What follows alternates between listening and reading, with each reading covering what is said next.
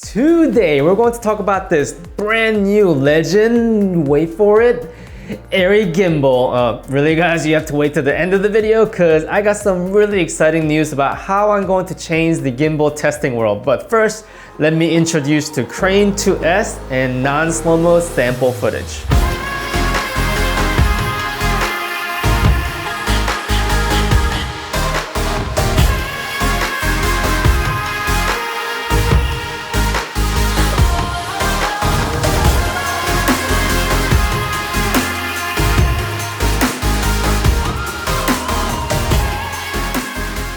Hey, how's it going guys? 2020 has been a good year for gear releases, especially if it's got a letter S on it. Of course, I'm talking about this Crane 2S. Zhiyun sent me this beast of a unit about a month ago for me to test and study. So in this video, I'm going to tell you all about some of the details you can't really see from the product photos and the website description. I'll leave the product link from the official global Zhiyun store below, along with a coupon code so you can check out the most recent price and the official specs. We'll start from bottom of the gimbal and move up to the top, but let's address the elephant in the room first. How much does this gimbal actually weigh? Crane 2S in real life weighs about 2,120 grams with the plate on. That's about the same as Ronin S. Ronin S in real life weighs about 2,212 grams. And for your reference, the previous Crane 2 weighs 1,250 grams, so this is not a lightweight class gimbal. I think Zhiyun has heard some of the complaints about this plastic gimbals and how they creak.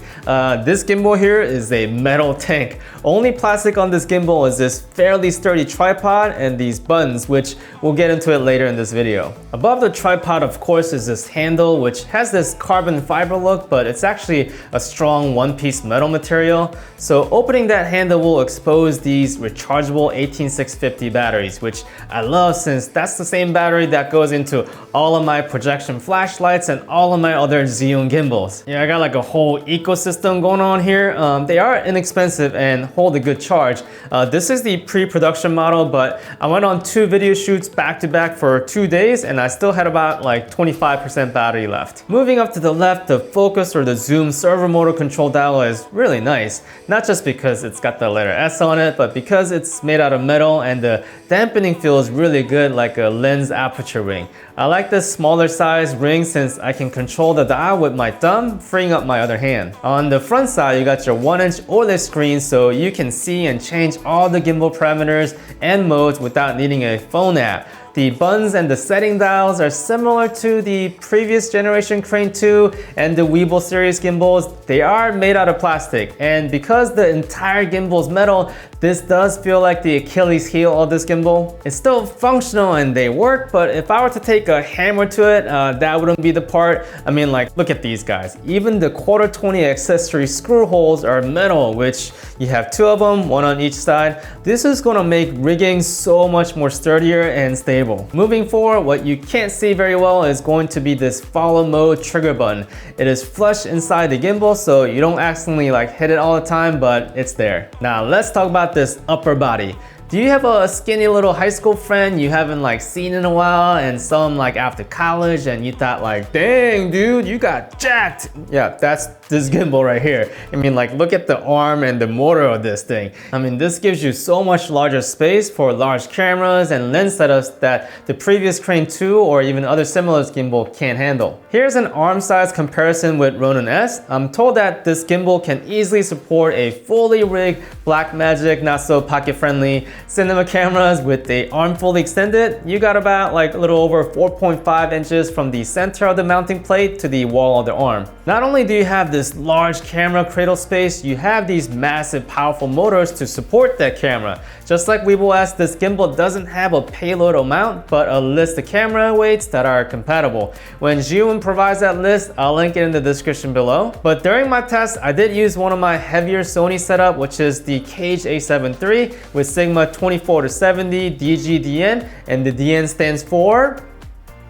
if you know, you know. and the gimbal had no problem handling that DN setup. And you probably already noticed that the roll motor is like the traditional crane and is at 90 degrees, blocking the camera LCD screen if you have a camera like Sony a7 III. I'll talk more about why that mechanism design helps with the smoother footage in a long-term usage review video that's coming up later. And I'm purposely like saving up some of my opinions about this gimbal until that video, since I am planning to get the final production model. But I did miss that 90 degrees arm design, and I'm okay with this since the future Sony cameras will not have these fully articulating flip out screen, and all the Canon cameras in the future will have these flip out screens too. Also, Zhiyun will sell these like side handle grips, so I think a lot of you will probably use the external monitor with these gimbals. Aside from just having more power, the motor do have larger axis locks. My recommendation is always going to be taking the camera off when you're like transporting it, but I do like these axis locks are much larger and sturdier here in case you want to throw the whole setup in the back of the car. What? Like, that's my baby. You guys don't do that? Alright, now for the most interesting part about this gimbal, the mounting plate. The main plate is a standard Manfrotto 500 series size plate, so you can throw in the actual Manfrotto plate, Crane 3S plate, or even the Weebill S plate in there, and they all fit. The lever design is very similar to the Weebill S, but now it has this toolless adjustment button you can press to adjust how tight you want the lever to be. I'm telling you the details on this gimbal. The team that designed these quick release plate mechanism, I just want to like cheer them on. Keep up the good work on that department, guys. What's super interesting about this mounting system is that you can actually mount the camera vertically, but amazingly the mechanism doesn't get in the way. You're not forced into using a large L bracket. The vertical mount system is neatly tucked away on top of the tilt arm. I don't personally shoot a lot of vertical videos, but I heard TikTok is getting popular. I don't know, I'm like filming this way ahead. You guys are from the future. Does TikTok still exist? Yeah? If so, that simple vertical solution is right here. Actually, this whole quick release plate comes off as an option, so you could really have a streamlined vertical solution, but that's also nice if you want to transport this gimbal in a book bag. Considering the payload of this gimbal, the footprint on this gimbal is actually pretty good. Lastly, I gotta talk about this new focus/zoom servo motor, which I believe is gonna ship with the higher package kits. I mean, like, look how tiny this thing is. Like, you can stick this into hard to reach places like the Sigma 24-70 zoom ring, which is very close to the camera body. In the menu, you can assign point A and point B, so the motor stops there. But if you press down the calibrate button, it automatically detects where the lens ring starts and ends, so it's not constantly running over and grinding the gears. So at this point, you might be wondering like, how smooth and strong is this gimbal really? It'll be really nice to see like a comparison test footage between like Ronin S and this gimbal, right? Truth is, guys, I have been testing many different gimbals for like past couple of years now, and I see a problem with these tests. Even when someone try to walk exact same way with one gimbal and one after, there's like no way to do and prove that they walk exactly the same way, right? If you have been with this channel for a while, you know I try to be like honest and fair, but I wanted to have like a more scientific method of testing these gimbals. So I have successfully built a simple rig that can fairly test two gimbals head to head and mathematically calculate and visually quantify which gimbal is smoother. Yeah, I wanted to make that video right though, so that's gonna be like a whole new video for my next YouTube episode where I put Crane 2S up against the king of gimbals, Ronin S. So I hope you subscribe and turn on that notification because it's gonna change how we test gimbals going forward. So here's a little preview of the next episode. Thank you so much for watching, guys. I'll see you guys soon. Later.